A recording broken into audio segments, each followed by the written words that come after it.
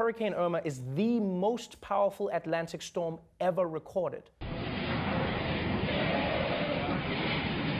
This hurricane is frightening, but what the media is doing with it is even crazier.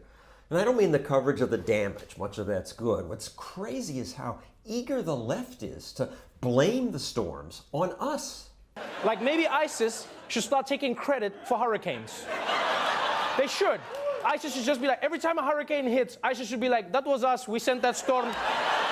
We sent that storm to destroy America. And then Republicans will be like, that's ridiculous. You guys can't cause hurricanes. And they'll be like, well, then who causes the hurricanes? They'll be like, they're caused by climate. Oh, man, climate Chicago. Nicely played. Damn it.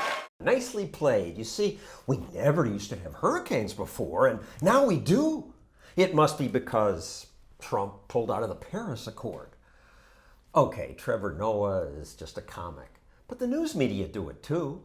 If I Google climate change, I get even Fox News admits climate change made Irma strong. In Manhattan, strangers accost me. Yes, Stossel, now will you admit you're wrong? Look what fossil fuels did. But no, I won't admit I was wrong. I won't accept the way the media sleazily slip in those words, man-made climate change. How many once-in-a-lifetime events is it going to take in our lifetime for everyone to admit that maybe man-made climate change is real? Catch that? Man-made climate change.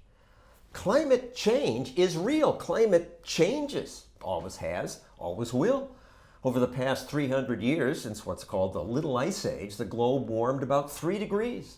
Yes, today's greenhouse gases probably increase the warming, and warmer oceans may strengthen hurricanes.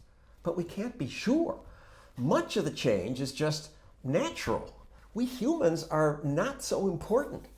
Even if the Paris Accord were honored by everyone, and it wouldn't have been, its proponents admitted it would only have slowed warming maybe by 2 degrees over a century.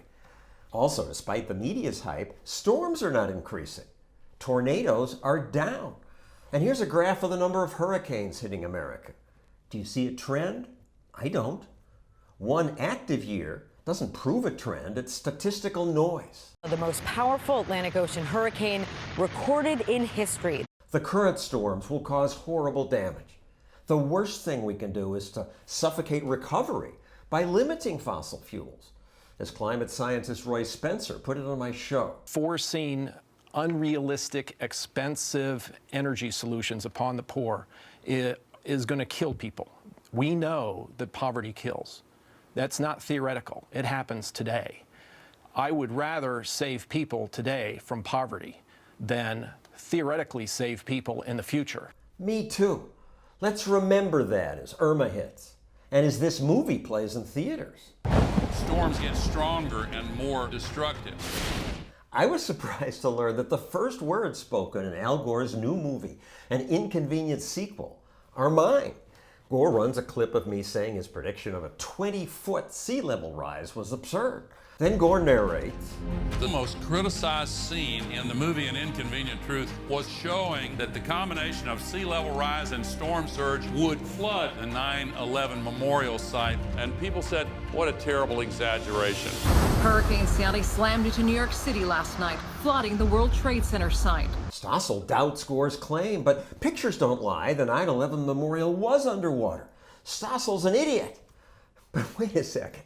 Gore's video was from Superstorm Sandy. Average sea level didn't rise 20 feet. It rose 1 inch. And not because we burned fossil fuels. Sea levels have been rising about 1 inch per decade for 1,000 years. Climate changes. It does no good to scream man-made every time there's a terrible hurricane. Let's focus on helping the victims.